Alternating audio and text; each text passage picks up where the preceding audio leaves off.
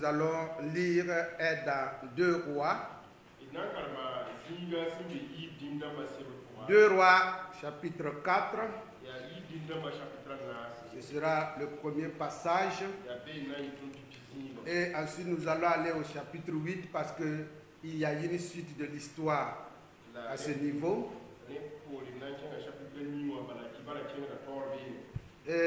Bon, je ne voulais pas lire tout le passage, mais je ne crois pas que ce serait bon aussi de ne pas le lire.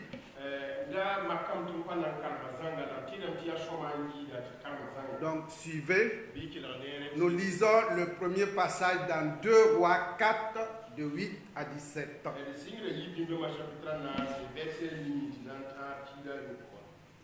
2 Rois 4, 8 à 17. Suivez bien l'histoire. Un jour, Élisée passait par Sunem. Il y avait là une femme de distinction qui la pressa d'accepter à manger. Et toutes les fois qu'il passait, il se rendait chez elle pour manger. Elle dit à son mari, « Voici, je sais que cet homme qui passe toujours chez nous est un saint homme de Dieu. Faisons une petite chambre haute avec des murs et mettons-y pour lui un lit, une table, un siège et un chandelier afin qu'il s'y retire quand il viendra chez nous. » Élisée étant revenu à Sunem, se retira dans la chambre haute et y coucha. Il dit à Géasi, son serviteur, « Appelle cette Sunamite. » Géasi l'appela et elle se présenta devant lui. Et Élisée dit à Géasi, « Dis-lui, voici, tu nous as montré tout cet empressement. Que peut-on faire pour toi? Faut-il parler pour toi au roi ou au chef de l'armée? » Elle répondit, « J'habite au milieu de mon peuple. » Et il dit, « Que faire pour elle? » Géasi répondit, « Mais elle n'a point de fils et son mari est vieux. » Et il dit, « Appelle-la. » Géasi l'appela et elle se présenta à la porte. Élisée lui dit, « À cette même époque, l'année prochaine, tu embrasseras un fils. » Et elle dit, « Non, mon Seigneur, homme de Dieu, ne trompe pas ta servante. » Cette femme devint enceinte et elle enfanta un fils à la même époque, l'année suivante, comme Élisée lui avait dit. Amen. Gloire à Dieu. C'est merveilleux, n'est-ce pas?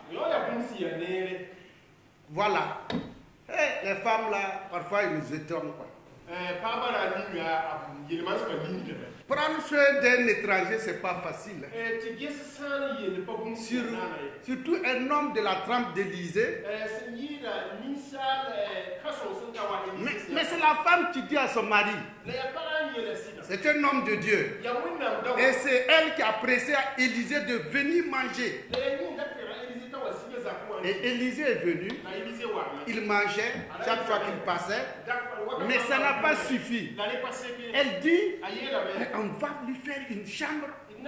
Chaque fois qu'il passe, qu'il puisse se reposer là. Quelle initiative. On dit que c'est parfois les hommes qui poussent. Mais ici, là, c'est le contraire.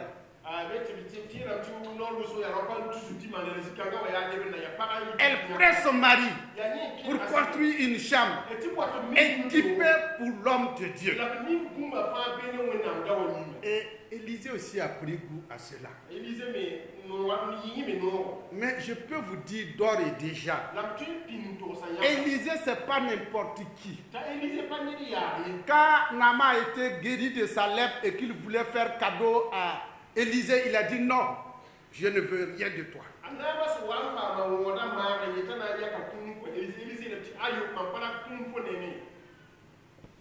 J'ai reçu de Dieu pour toi, c'est vraiment gratuit. Je ne veux rien de toi. Mais ici, la femme presse Élisée de venir manger et Élisée accepte. Il fait construire une chambre pour lui et Élisée accepte. Moi je me dis que cette femme de distinction avait une certaine crainte de Dieu. Sinon, si elle était une dame qui n'a pas une vie qui plaise à Dieu, Élisée n'accepterait pas une telle invitation.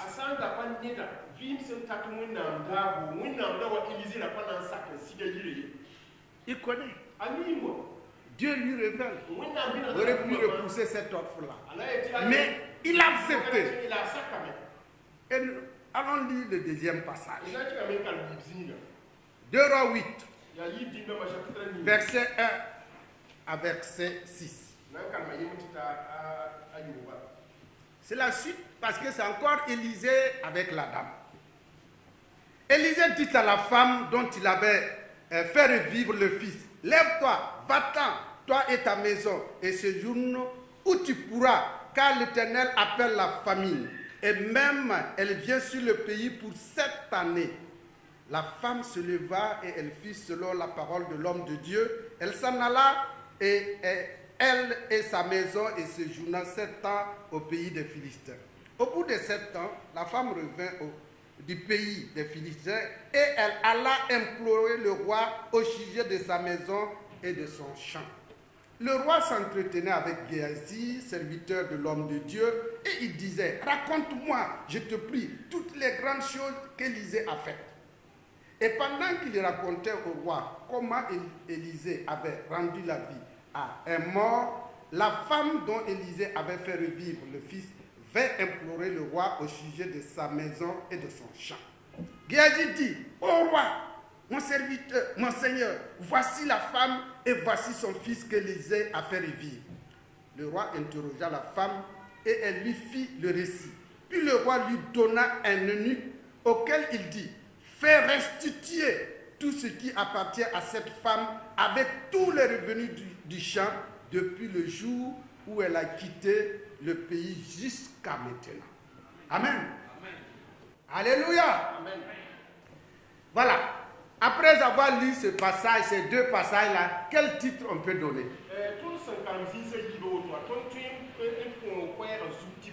Ah, si vous cherchez, moi je vous dis que moi, ce qui m'est venu, c'est que bienfait et reconnaissance sont inséparables.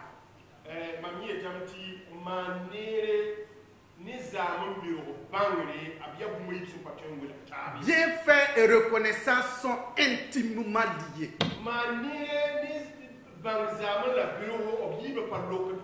On a la femme de distinction de Sunem qui est là. On a Élisée, l'homme de Dieu, qui est là. L'une fait du bien. Et à retour, Élisée témoigne de la reconnaissance. Gloire à Dieu. Nous sommes là ce matin, aujourd'hui, pour témoigner notre reconnaissance. Parce que chacun de nous se dit que Dieu lui a fait du bien. Dans Colossiens 3,15, il est dit ceci: soyez reconnaissants. C'est une injonction qui nous a été donnée, nous, enfants de Dieu.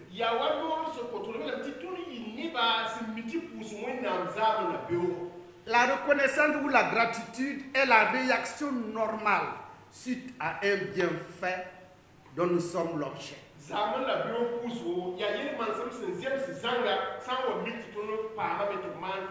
Et je dirais que c'est un bienfait de la part de Dieu à travers un homme ou à travers une femme.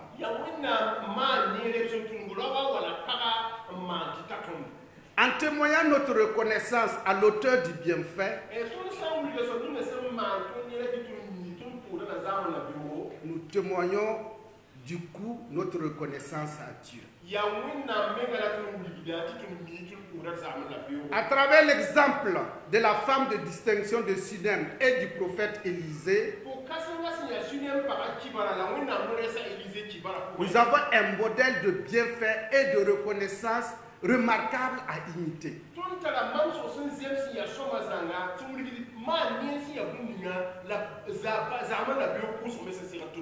Le bienfait fait à autrui pour témoigner notre reconnaissance à Dieu. C'est le premier point que nous voulons développer. Et le deuxième point, c'est le bienfait au nom de Dieu engendre une reconnaissance.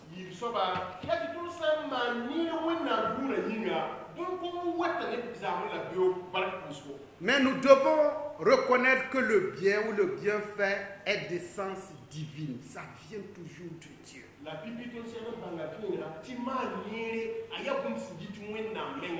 Et si nous le faisons, nous montrons que nous sommes de Dieu. Et qu'on met en application ce qu'il nous recommande. C'est ce que la femme de distinction de Sunem a fait. En offrant l'hospitalité à l'homme de Dieu. On pourrait dire qu'elle a mis déjà en application ce que l'apôtre Paul a écrit dans Romains 12, 13. Pour voyer aux besoins des saints. Exercer l'hospitalité. Et dans Hébreux 13, 2, n'oubliez pas l'hospitalité.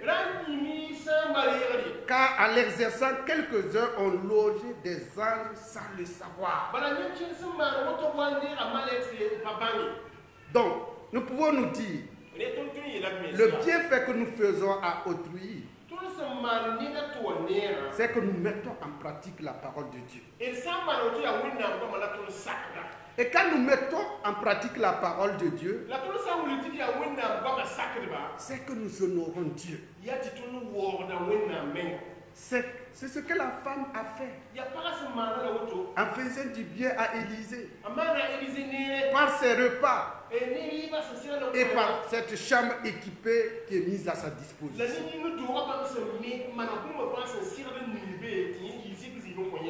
Du bienfait à l'endroit d'autrui, c'est reconnaître que ce qu'on est et ce qu'on a nous viennent de Dieu.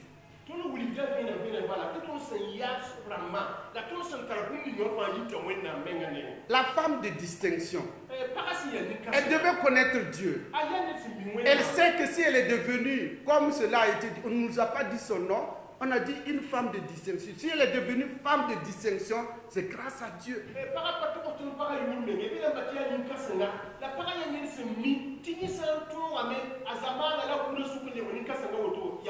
Et si elle a des moyens pour offrir des repas à l'homme de Dieu, c'est qu'elle a des moyens qui lui viennent de Dieu.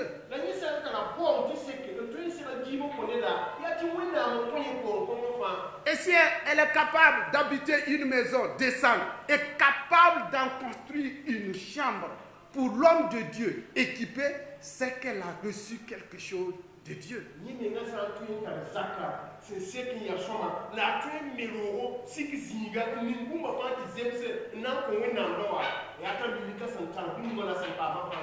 Alors chaque fois que nous faisons du bien, parce que Dieu nous a donné d'être ce que nous sommes,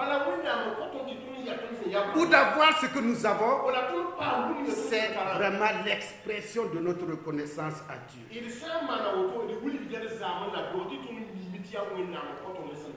Pourquoi nous pouvons le dire? Quand Élisée était empressé de témoigner sa reconnaissance à la femme,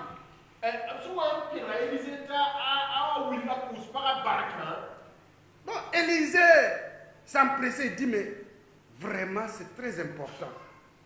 Et dit à Géasi, appelle la femme.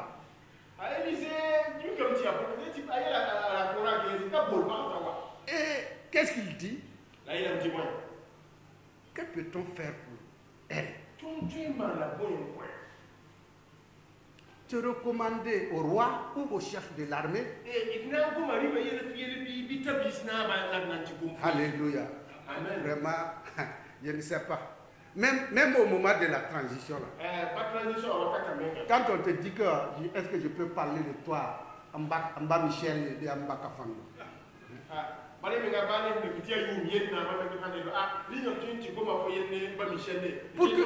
Pour que tu sois sous sa protection.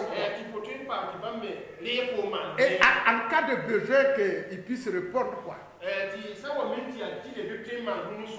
C'est très important. C'est ce que Élisée a dit. Est-ce que je peux t'introduire auprès du roi ou auprès du chef de l'armée? Ce sont des hautes personnalités. Il suffit d'un téléphone de dire bah, faites ceci pour la dame là et puis ça se fait. Alléluia. Amen. Mais qu'est-ce que la femme a répondu? Le Moré l'a bien rendu. Elle a dit, j'habite au milieu de mon peuple, ça me suffit largement. Et en d'autres termes, elle veut dire à Élisée, ce que j'ai fait pour toi, je l'ai fait à cause de mon Dieu. Je n'attends rien de toi. Ne te donne pas de la peine. Je n'ai pas fait un calcul. Il n'y a pas un calcul derrière.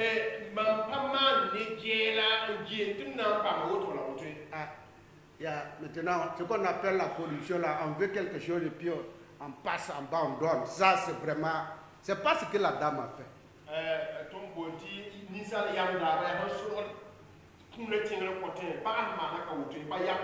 Non.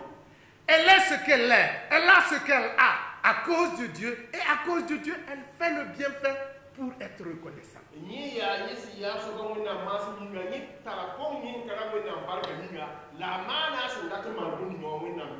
Ma prière pour toi et pour moi-même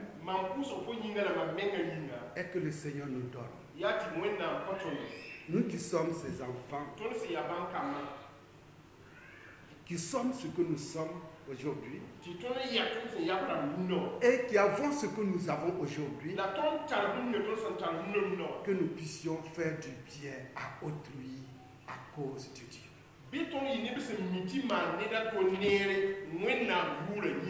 C'est ce que la femme a fait, sans calcul. Notre deuxième point, le bienfait au nom de Dieu engendre de la reconnaissance.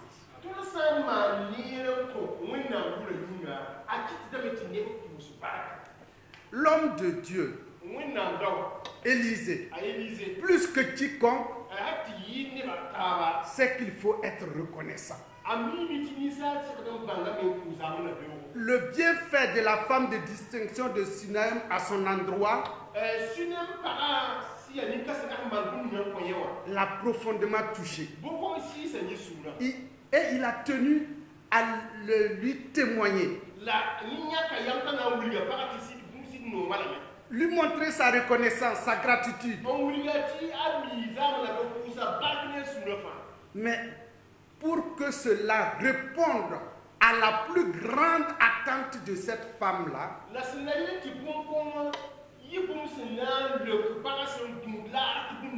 et qu'elle n'oublie pas qu'elle a fait du bien à un homme de Dieu, donc à l'égard de Dieu, elle va l'appeler.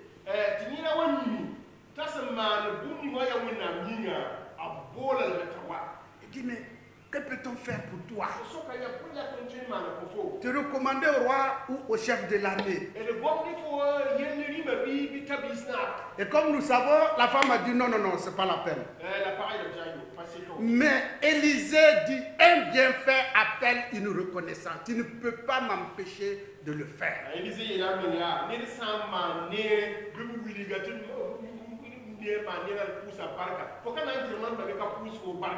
Et puisque la femme dit qu'elle ne veut rien, bon, il était embarrassé.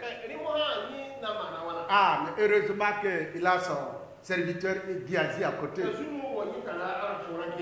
qui est au parfum de la situation.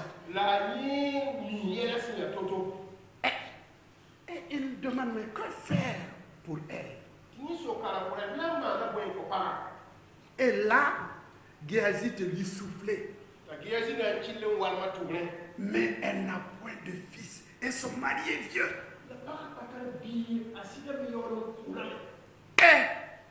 Et ça, c'est quelque chose qui tient à cœur un être humain. Avoir de la progéniture.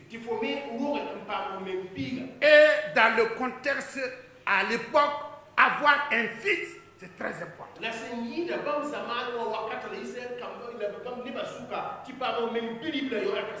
Mais Géasi dit qu'elle n'a pas de fils, mais son mari est vieux. Je ne sais pas ce qu'il veut dire, mais enfin. C'est pour dire que la situation était plus ou moins désespérée, je ne sais pas moi. Ah, il n'a pas précisé que la femme de distinction était vieille, mais elle aussi elle devait quand même être d'un certain âge. Et avec cette information, alors Élisée se dit, voilà la reconnaissance qui la marquera toute sa vie pour avoir fait du bien à l'homme de Dieu que je suis.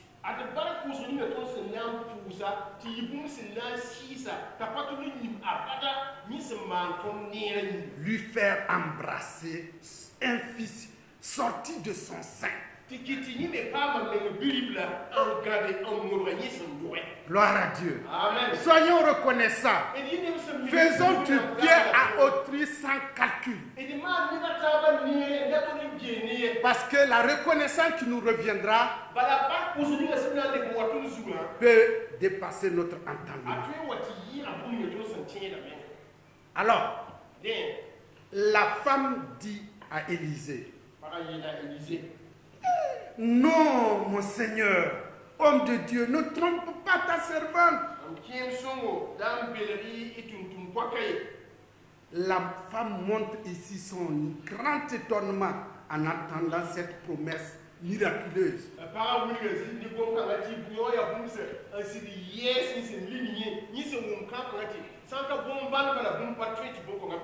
Certainement, elle se regardait. Moi, embrasser mon propre fils.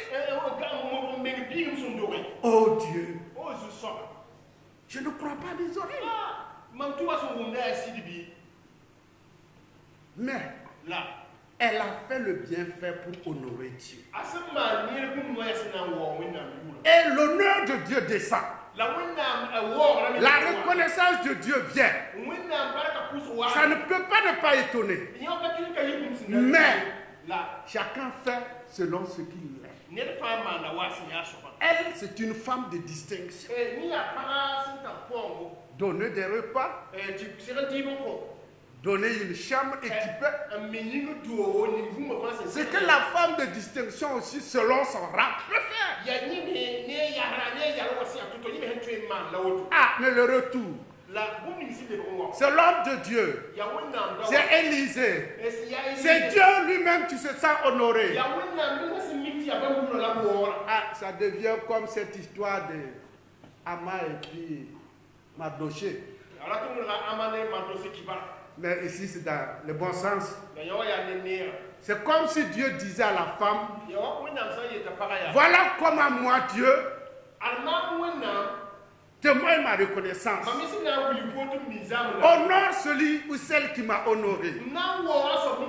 Ce qui est impossible aux hommes est possible à moi. Toi, tu m'as donné un repas, tu m'as donné une chambre. Moi, je te donne ce qu'aucun homme ne pourrait jamais te donner.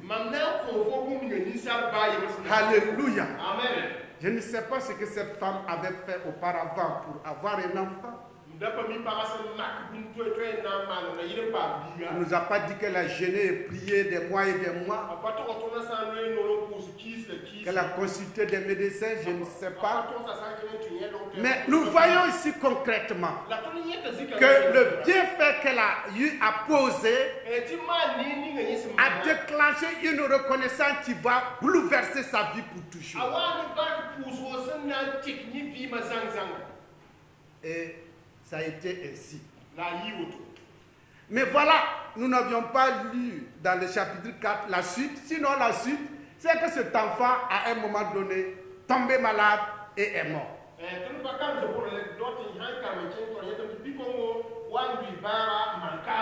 La femme n'a pas cherché même à informer son mari. Elle est partie tout droit chez Élisée. Et c'est intéressant. Quand Élisée l'a aperçu, il se demandait, mais qu'est-ce qui l'amène ici? Et même s'il est un prophète qui a reçu la double portion d'Élie, il dit que Dieu ne lui a pas révélé ce qui est arrivé à la femme.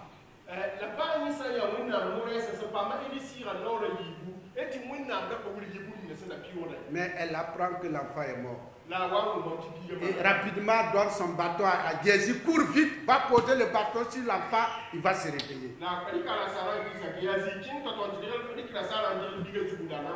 Malheureusement, ça n'a pas marché.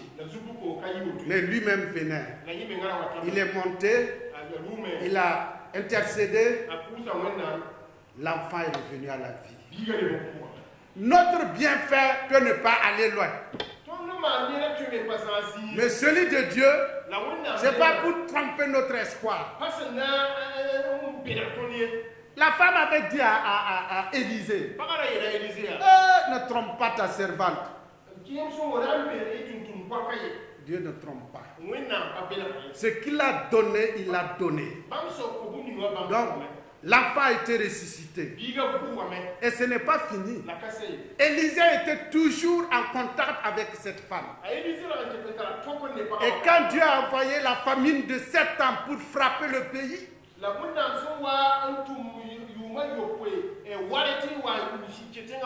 Élisée a dit à la femme, ce qui va arriver sera difficile.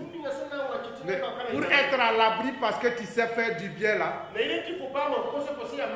va-t'en de ce pays. Va rester ailleurs pendant 7 ans. Le temps que la famine passe. Le bienfait de Dieu à notre égard nous touche nous-mêmes et couvre toute notre famille. Alléluia. C'est pourquoi je voudrais que chacun de nous se laisse convaincre. Si tu fais du bien au nom de Dieu, sache que le retour sera pour toi et va couvrir toute ta famille. Dieu honore celui qui l'honore. Alors, quand la femme est revenue après la famine, il y a un problème. Il y en a qui ont occupé sa maison et son champ était devenu la propriété d'autres personnes. Et elle va maintenant auprès du roi. Rappelez-vous qu'elle avait refusé qu'on parle d'elle au roi. Mais voilà qu'elle a besoin du roi. Mais au même moment, pour que le roi n'ait pas hésité, Dieu avait mis Géasi à côté du roi. Et le roi lui dit de raconter tout ce que son Seigneur, l'homme de Dieu, a fait comme miracle. Et pendant que lui, il racontait la résurrection de l'enfant, du fils de la tsunamite là, c'est au même moment que la femme se présente devant lui.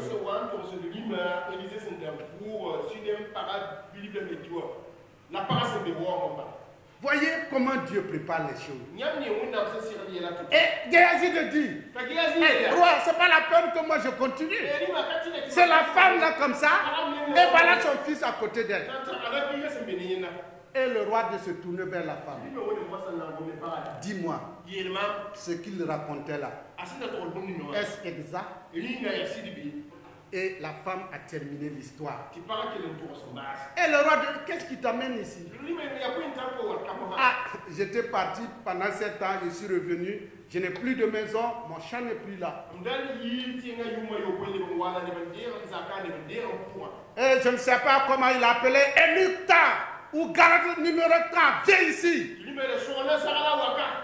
Suis la femme, va libérer sa maison.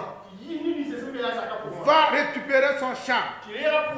Et tous les revenus que ce champ a rapportés depuis le jour où elle a quitté jusqu'à aujourd'hui, que tout cela lui soit restitué intégralement.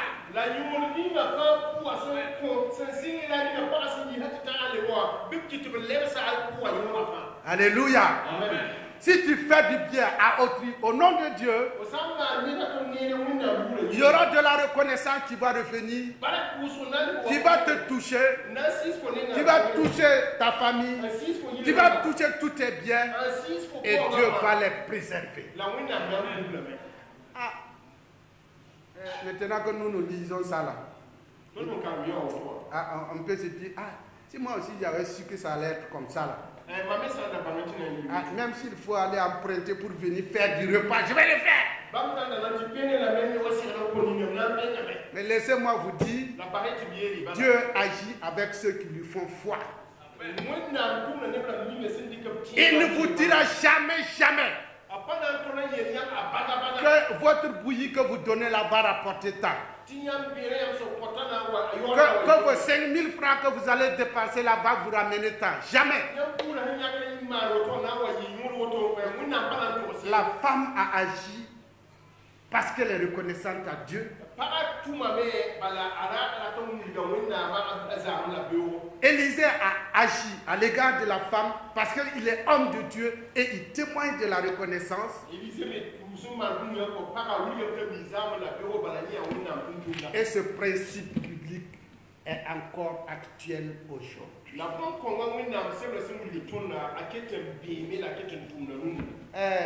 Bon, si vous voulez essayer, je sais qu'il y en a qui le font, mais il y en a qui se demandent. Ça dérange, hein? Ça nous sort parfois de notre confort de faire du bien.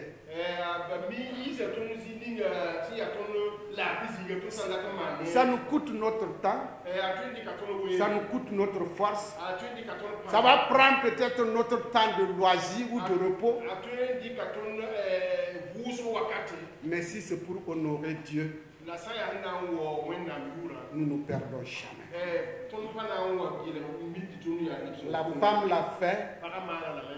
Elle a reçu de la reconnaissance au-delà de ce qu'elle pouvait attendre.